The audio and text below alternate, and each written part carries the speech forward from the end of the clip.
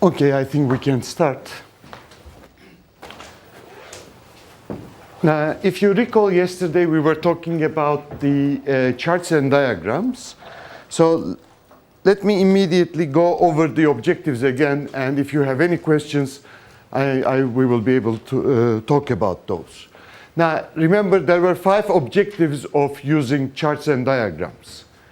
The first one was for communication purposes. In other words, if you are going to present something, it's always easier to use some pre-specified structures, and these charts are basically those structures. Okay, and so with respect to communication, this is something important. It's like a common language that you create among people who are aware of what's going on. Now, the second one is when you have a pre-specified structure and scale, you can use some algorithms to simplify preparing it. Plus, at the top of that, you can use some other algorithms which are going to use that information and generate it in a different way so that you can use it for different purposes. Now, this is something that you're going to see in a number of courses implicitly. One of them is CS281, which is computer organization. You're going to see how certain algorithms can be implemented to transform information from one structure to another structure. And you're going to see it in IE-376, which is another course on production planning, but basically it talks about how to bring up the information available into different forms. So these are very basic, actually, and you can see that we can make use of those. Now, one of the main objectives of charts and diagrams is that you can actually perform some kind of a detailed analysis on that. In other words, the details that you write on it is actually the way that you perceive that whole process or set of processes, and it is important that you actually do it, and it gives you a way of doing it. So in that respect, it is important. Always remember divide and conquer idea. We usually are a little bit confused when we see everything in a very interrelated form. Whereas when we start writing up the details and matching them up with each other, relate them and so on, we get to understand. Now, usually the engineering approach is to make decisions into individuals without losing the picture, the large picture. Okay, so that's the idea of engineering. Now, this is also giving us a structure for improvements. We have seen that in the quiz question. Basically, you do similar things and you improve. Looking over the current one, you create your improvement. Now, finally, when there is no current method, okay, there are a lot of cases where we are not going to have any current method. It can be a new process which is defined for a certain organization. It can be something completely new, or you are trying to change the vision of a certain organization, so you bring in some suggestions. In that case, I think charts, and if you didn't have charts and diagrams, everything would be sort of floating around, whereas charts and diagrams structure it. Now, 2 things that are very important when you are preparing using charts and diagrams. There are certain charts which are very specific. Certain charts are less specific in the sense that there are a number of things that you can decide whether to have it in the chart or not. The first one is the detail level for elements. Now, think about the quiz example that you had. I'm sort of psyched for cooking rice, cooking spaghetti, and so on and so forth. You may think about that. But those are simple things that you can exaggerate by putting a lot of details, or you can compact them by defining some activities. For example, yesterday I omitted a number of details that could be in such an example. For example, did we talk about the intensity of heat? Did we talk about other things while we only said cooking? Okay? But we know that from the rice example that cooking may contain a lot of details which might be very important at some point in time. So the detail level for elements is sort of optional. It depends on what you are expecting to get at the end. You put the details levels accordingly. Now, this is something which is easy to explain, but when you are doing something by yourself, this becomes a real burden. In other words, I have seen a number of cases where you start with lots of details, so you are a bit lost in those details, whereas your aim is something which is much more general. So you have to make sure that when you are representing the elements in charts and diagrams or in other things that you are going to do, the detail level is extremely important. It depends on what you want to get at the end. So this is actually part of the art that we were talking about. Now, you can say that charts and diagrams are initial step towards analytical thinking.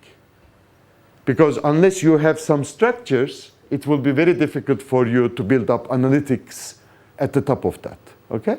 So I think this is one thing which is very important, and you're going to see it in every course. In simulation course, in some questions you will be asked very general issues to deal with, let's say, a computer program. In some other, you're going to see that they are going to ask with extreme details. Depends on what you want to do at the end. What are you trying to decide? What are you trying to change? So on and so forth. Another thing which is important is the additional information. Now, in yesterday's quiz, you have seen a lot of additional information which was explaining, like, we do it 6 times, we do it 4 times. We use this type of hardware or so on and so forth. Now, that information is again to be decided. It depends on what you are going to get at the end. Okay? Now, in some cases, information might be extremely important if you are using a very valuable resource. Let's say that you have one equipment. Okay? Then you have to make sure that you write those cases when you are going to use that equipment, because somebody else may require the equipment as well. You don't want to wait for that equipment while you are preparing, let's say, spaghetti. Example, stove. Let's say that you are using one of those picnic stoves, like with a single stove. So if somebody else is cooking at the same time, you have to make sure that you should synchronize so that you will do your both operations separately. So in those cases, the use of stove as resource should be written in detail. Okay? So these are the things which are more on the art side. So, I mean, you can see that as engineers and as industrial engineers, what we have is we are going to have a toolbox. Now, this is the first time that I'm using this word, toolbox. So here in this department, you're going to learn a number of tools, and which is going to be valuable when you really want to apply something. So this is called toolbox. You know what toolbox is? Like repair people, they carry a little box where they have certain things that they use all the time. Okay? It's their toolbox. They simplify their lives by carrying that toolbox. As engineers, you're going to have a toolbox. But how to apply that toolbox in different circumstances comes with, number one, of course, experience.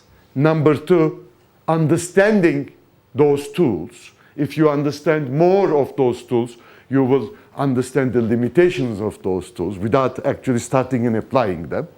Okay? And those are the things that make up the art part of engineering and sciences, actually. Okay? When you are applying something. But theoretically speaking, those toolboxes are methods that are very well defined, and you're going to learn a lot of methods in the department. But that will be the toolbox part. Okay? Now, any questions on what we did yesterday, given that we went over the objectives again? Any questions on the quiz or another thing? Okay. Now, let me talk a little bit more detail about flow diagrams. We talked about it yesterday for a while, but I think today we're going to talk about a little bit more. Now, what it shows is, basically, you know the word flow. basically flow diagram means that we are following, in this case, a product moving from one point to the other. And so, for example, in yesterday's example, we had raw material entering and up to the point where it leaves the area as a finished goods. So you simply follow the path, physical path that it goes. Now, of course, you might be manufacturing more than one part, or you might be doing more than one service. Anyone who has been to, let's say,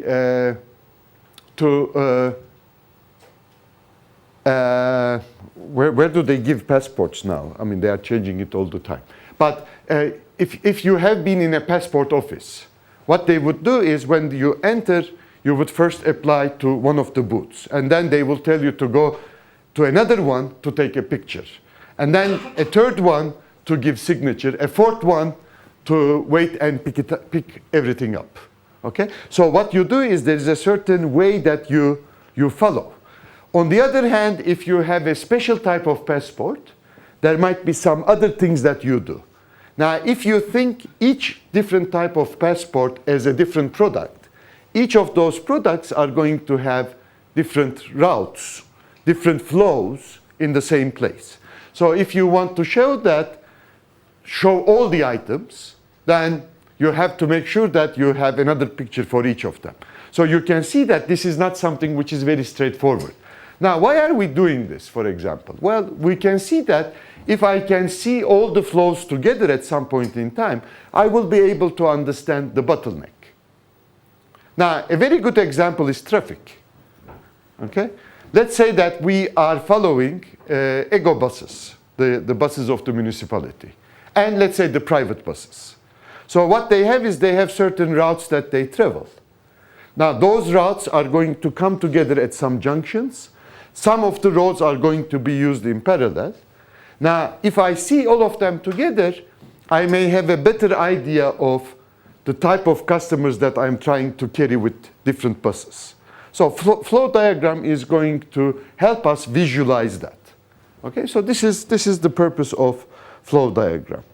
Now, what we do is actually we look at each path of the bus, or each type of passport, each type of product is shown on the layout of the plant. Now, layout again is an important concept. I will talk about that at the end. So basically, this is a typical picture. So you have one department. This is a type of machine that you're going to learn actually in I don't remember the code of the course. The codes are starting to mix up at this point. But what happens is that you might have a certain product that starts with this lathe, goes to this one, then goes to the milling department, goes to the drilling department, and then the grinding department. These are different processes that takes place in a factory environment. Then it goes back to the milling department, goes back to the drilling department, and then painting department, and assembly, and then goes out. You might have another product that will follow a different thing. Okay? So the idea is that if you can visualize the flow of the items, then you're going to do a number of things, a number of improvements with respect to the total area. Now, in those cases, you don't want a product, if possible, of course, to go back and forth. Because each time you move from one machine to another, you are actually moving a basket, somebody is there, or if it is very heavy, we are using some kind of an equipment, or there might be a conveyor, but you don't want a lot of flow back and forth. Just to give the same example, in bus routes, bus flows, do you see any buses that goes back and forth? No, basically it goes into one direction. Now, what happens is that, of course, in the bus case, you don't have any restriction.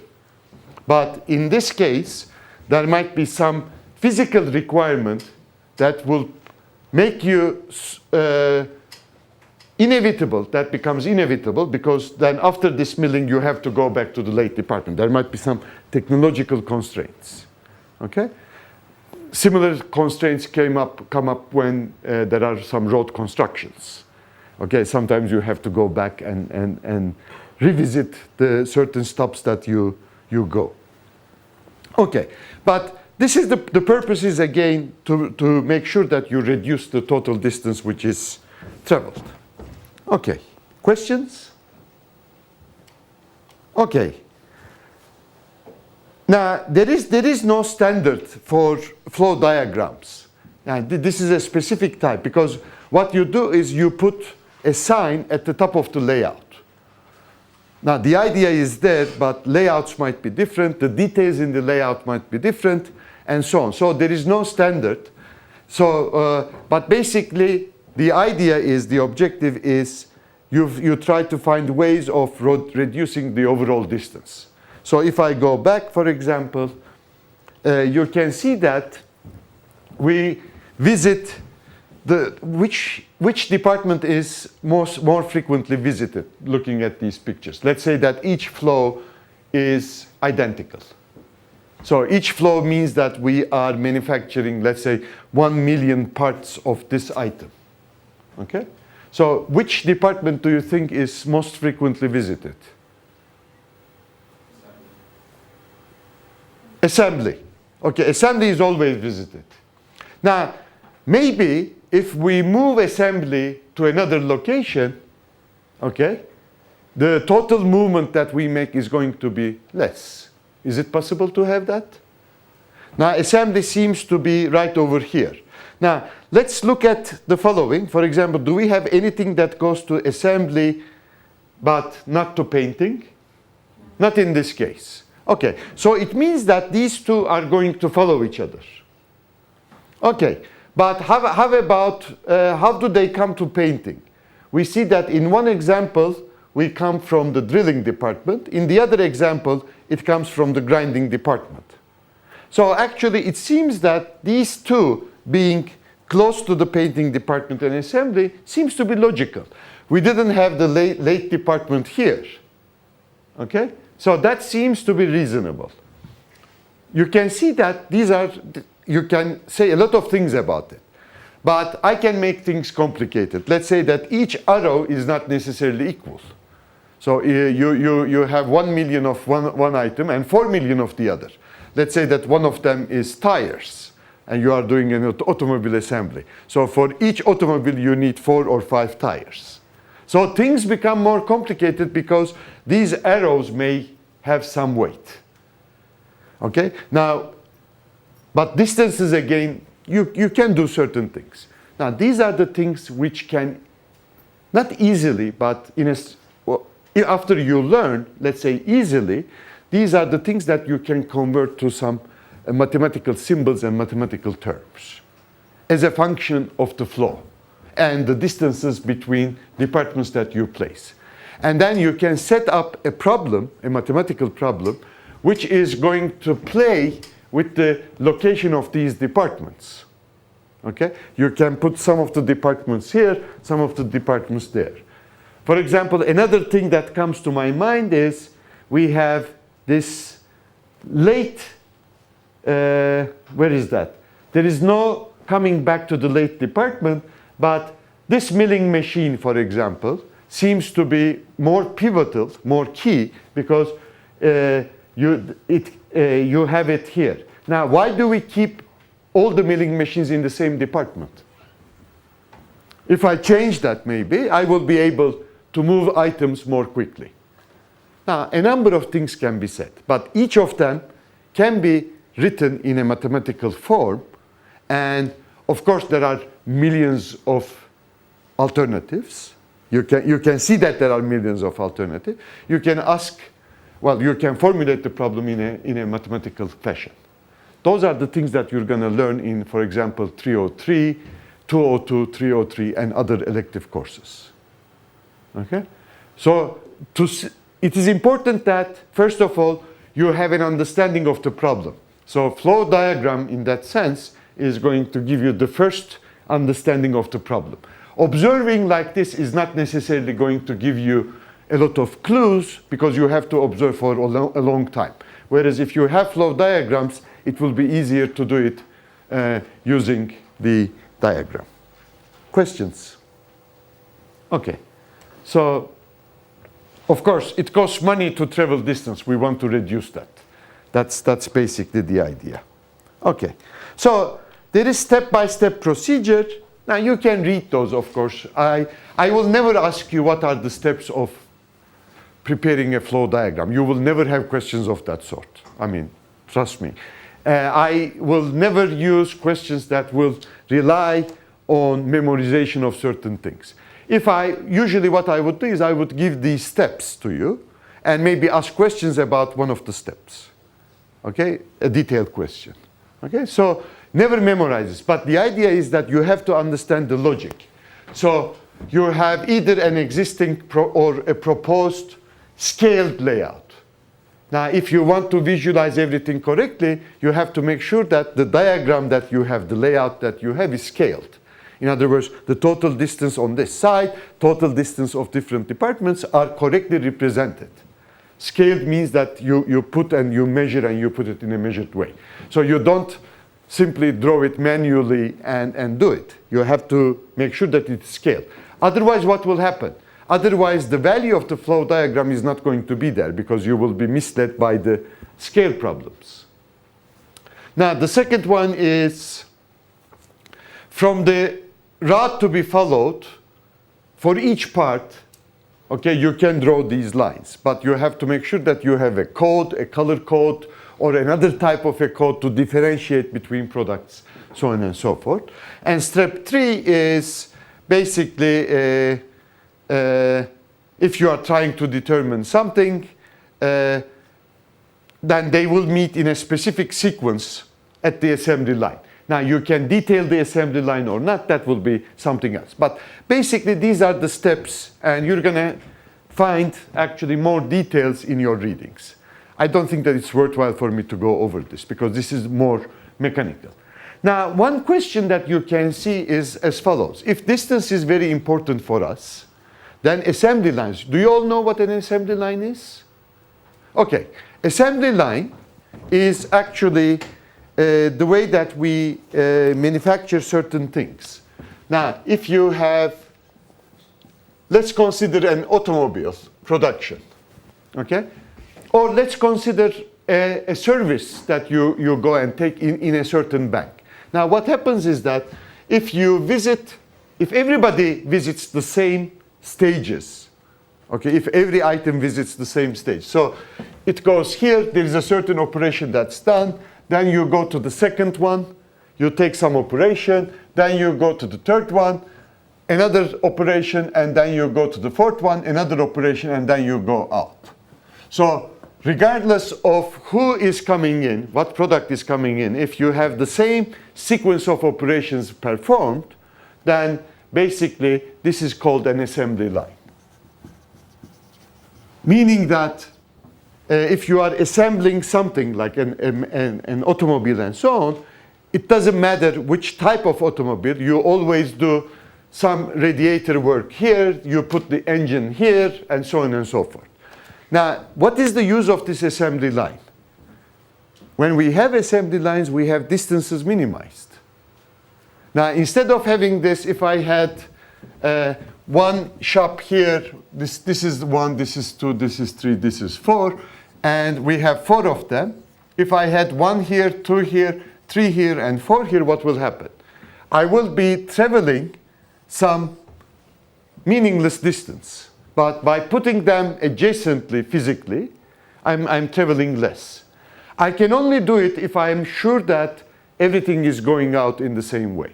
This was the invention of Ford, Henry Ford, in the beginning of the 20th century, assembly line. Now, benefits, disadvantages, we have a number of things that to discuss. But the idea is that if you can do all the jobs like this, then you're set. However, life is not that simple. Okay? You will have a lot of other products which is not going to fit this.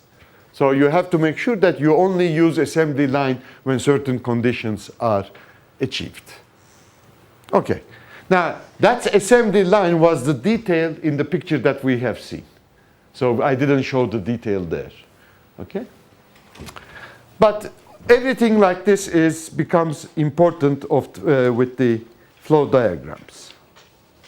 Now, usually the idea is that you need to use flow diagram together with the other process charts and so on and so forth, because you're going to get the information there and put it on the layout, actually. That's what you do. For example, this is something that you get at the end. You can see that these are the machines, let's say, or operations, stages, and you can see that these lines actually show the flow. So it starts from here, goes to here, and comes to here. Maybe this is a supermarket. Okay, you can say the same thing for a supermarket. You have different corridors. If you follow people, how they do, they are like different products. But there are some patterns, definitely. So do you know, for example, why certain products are closer to the cashier and certain products are away? Any suggestions for that? If most products which are buy? Yeah, if the demand for a product is more, you would expect it closer to the cashier. Okay. So this is the logic, actually, and you have the same logic here. And they spent millions and millions of Turkish liras to analyze this, the patterns, the demands, and how people want to buy. On the other hand, they want to sell other products as well. So you have to balance those. It's not, if you put everything very close, then you're not going to have any customers for less demanded products.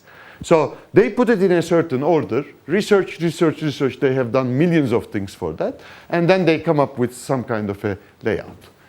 So the most important thing is that in a supermarket, you want the customers to go back and forth, because then the chances of selling will become more. In a factory, you don't want the products to come back and forth because it's going to cost you money. Okay? So you can see that same problem can be utilized with different objectives in two different circumstances. So that's the reason why I'm always saying that performance measure is important. So once you see the problem environment, you are not going to have the same performance measure. You can have just the reverse performance measure. Okay. Now,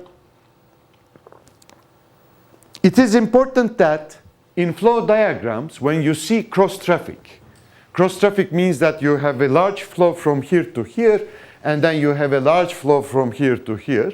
So there is some kind of an intersection that is going to create a problem with respect to traffic. So you're going to call Melih Gökçek, and he is going to build an underpass there. Okay? Now, underpasses are sometimes very useful, but sometimes it's not going to create the effect that you like it to have, especially if you don't have a very large area to do that. Okay? But the idea is that you want cross-traffic to be least possible, as little as possible, because basically that will create a problem, and you need an improved layout. One of the projects that was done, I remember several years ago in the department, was Tofaş factory started to grow. I don't know how many of you are from Bursa? Anybody from Bursa? Anybody who has seen Bursa? No, yeah. Do you know where the Tofaş factory is? It's in the middle of the city, actually. So the area that they have is very limited. It turns out that they had a lot of cross-traffic because of the inbound shipping and outbound shipping. Truck traffic, serious truck traffic within the area of Tofaş. It has nothing to do with the highways and so on. So there was a project carried out to figure out where to place some lights, where to place an underpass if it is necessary, or an overpass, and so on. And that was carried out in this department, and then they applied that because it created a lot of efficiency for them with respect to eliminating the cross-traffic that they had in the factory. Okay? So these are the things that we see.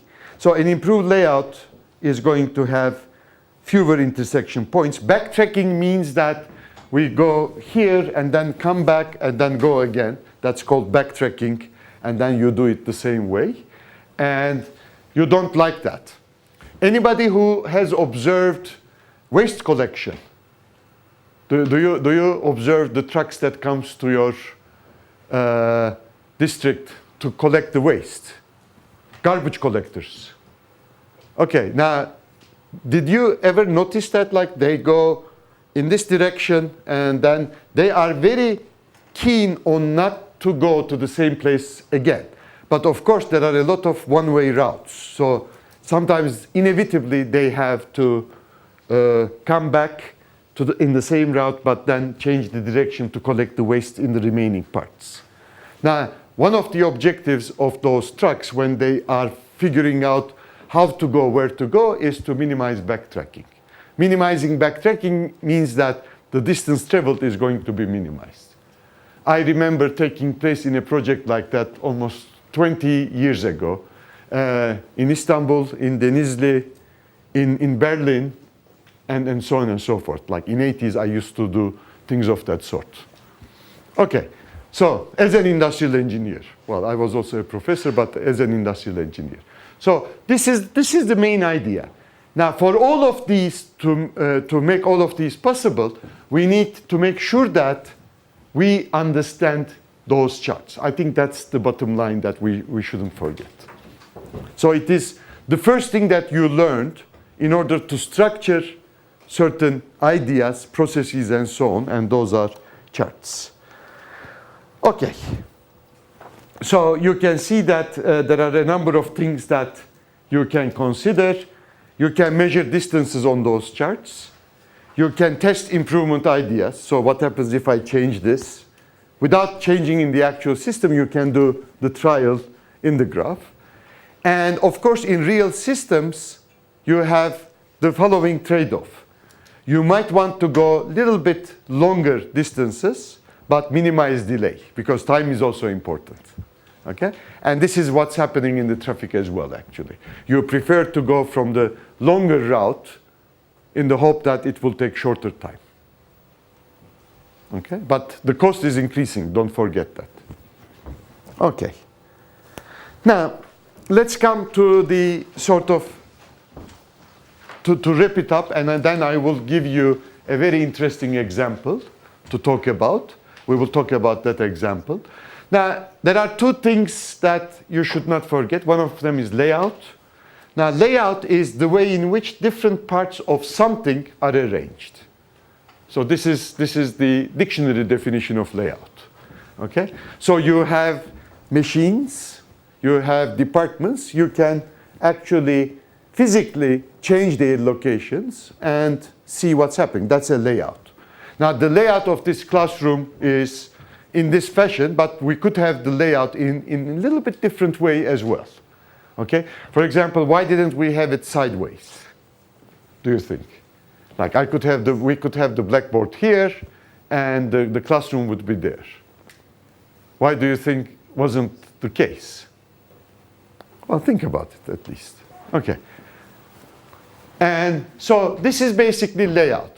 We have a number of examples that we talked about. One of them is factory layout. The other one is the gate that we are talking about in airport operations, okay, where or let's say gates in general. Now, I'll give you another example. Okay, so this is a very current example.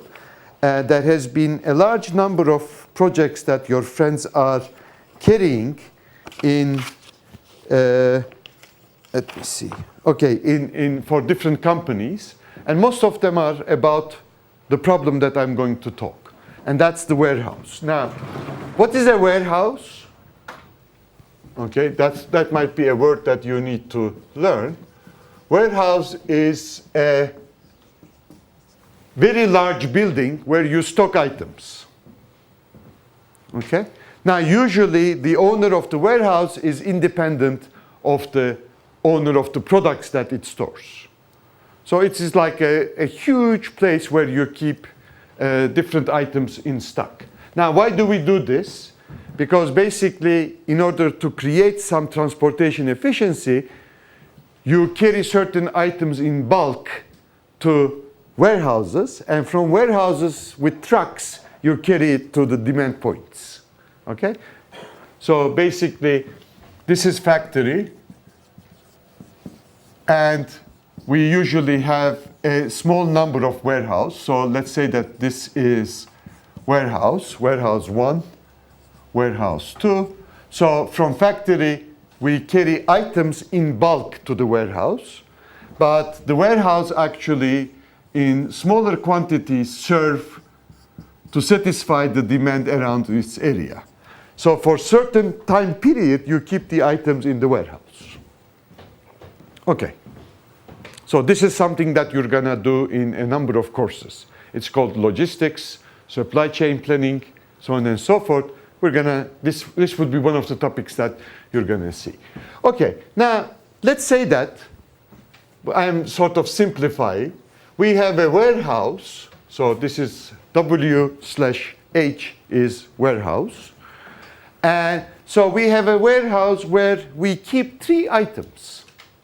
Let's assume that we are stocking items for Procter & Gamble or Unilever, items that are used for washing, dishwasher items, whatever. Okay. Now, let's say that we have bottles that we are storing, which is basically, it has an irregular shape. Okay. And I'm going to show the shelves that will store bottles with excess. So we have shelves that will store those bottles. Now note that if bottles are high, you have to make sure that shelves are arranged accordingly. And another product is we have soft packages, and we usually call it economic packet, which means that it's like the refill package. Okay? And I'm going to use the abbreviation of 0 to store that. Now, why? Because you have to make sure that if you are storing soft packages, the shelves are organized accordingly, the shelf type and so on. And finally, we might have hard packages. Okay, this is the regular, let's say, dishwasher detergent, okay, which comes in a rectangular prism shape box. So I'm going to show it with this sign. So these are the only things that I have in the warehouse. Any questions on what we are trying to do?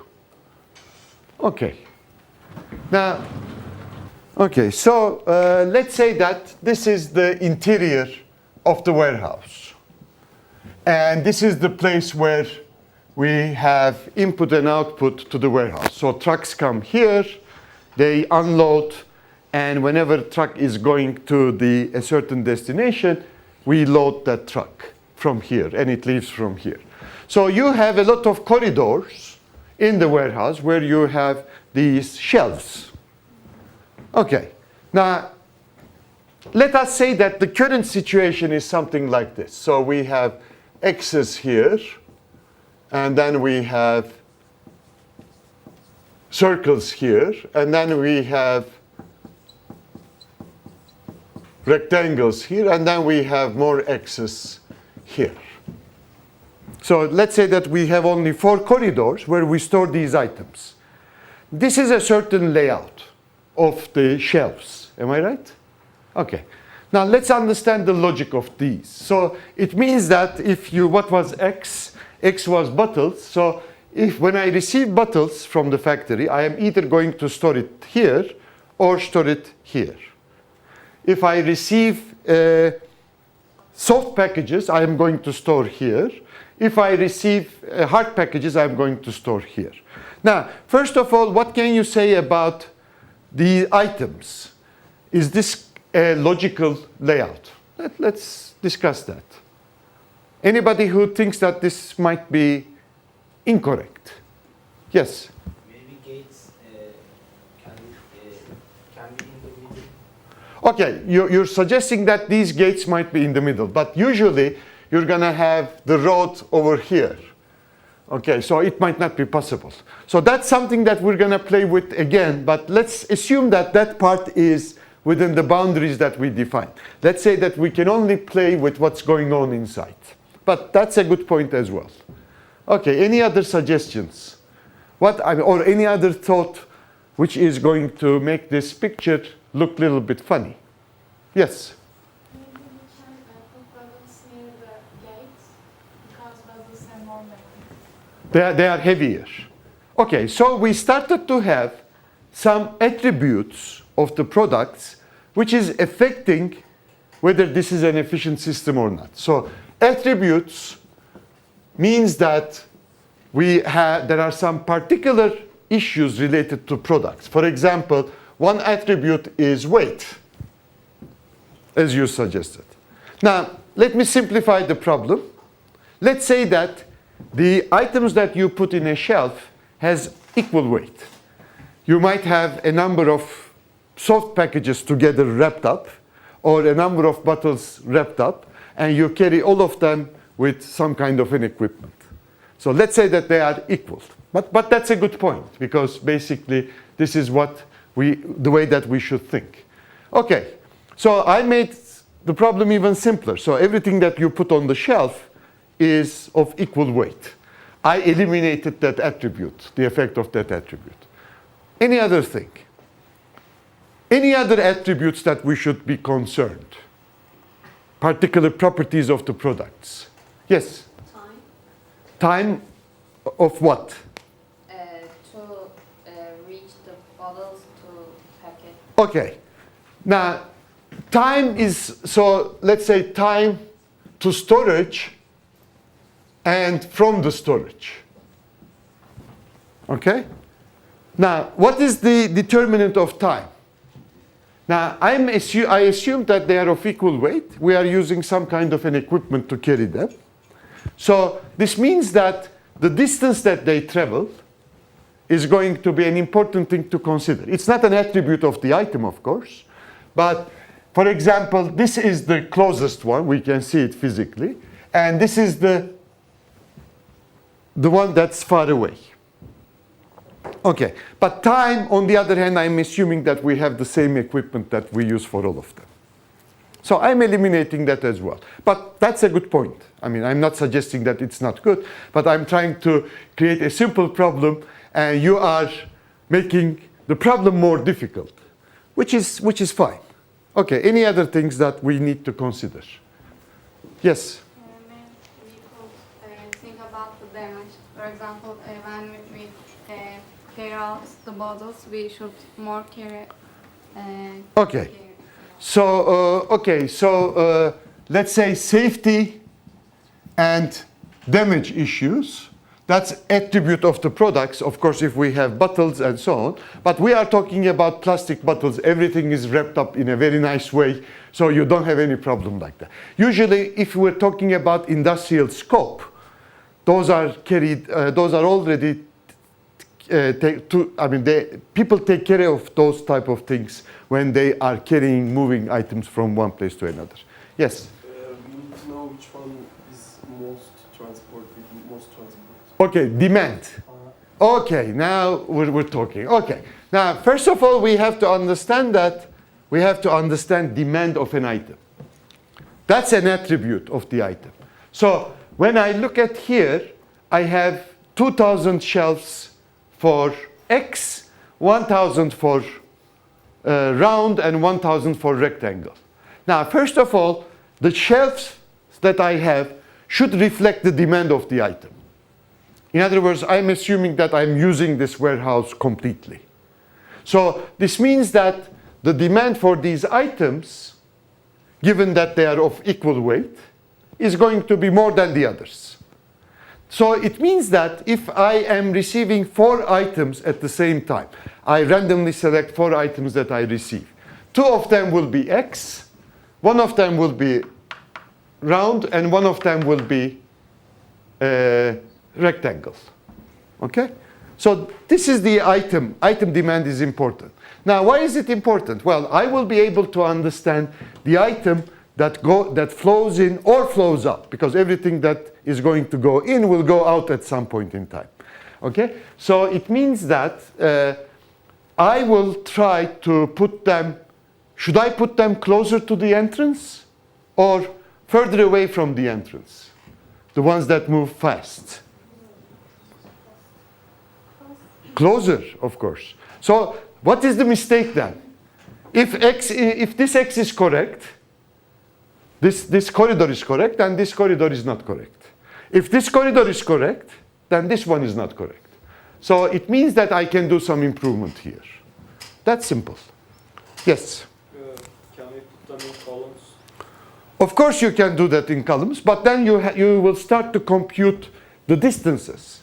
So every item that enters in is going to go a certain distance, and if item goes out, it will go to a certain distance. So if you have an item that is more frequently used, it means that you're going to be doing this travel in and out more frequently than the others. So if you are doing that movement more frequently, you have to make sure that it is smaller than the others, because you are doing it more frequently. So you can do it actually this way, you can do it different ways. Actually, this problem is not that simple, because usually the entering duct and the leaving ducts are two different places. So usually entrance is done here, you leave from, and items leave from another door of the warehouse. Warehouses are not always rectangular shaped. You have a number of difficulties, like they have elevators and so on, so it might be multiple story. And so, but the idea here is that there is always a logic on how you are going to stack items in a warehouse, and because you would think that you would try to minimize the distance that is traveled. And it's not a simple problem, because we might have different attributes affecting in different ways. Different difficulty of carrying is going to take place. There are a number of safety damage issues or time issues, because certain items require more time, and demand issues that will come into picture, a number of different factors, but this is basically layout problem. So most of I can say that 20% of the projects that come to the department every year from outside sources is about this type of warehouse layout planning problem. Where should we stock which item and how? Okay. The next thing is schedule. I think we already talked about this, but this is a formal definition, dictionary definition of schedule, a plan of activities or events and when they will happen. Examples are assembly line, as we have discussed, construction business, course schedules, and so on and so forth. Now, industrial engineers actually are very instrumental in making good layout decisions and good schedules. We plan to have good schedules. Questions? We're done for the week. Okay, I'll see you next week.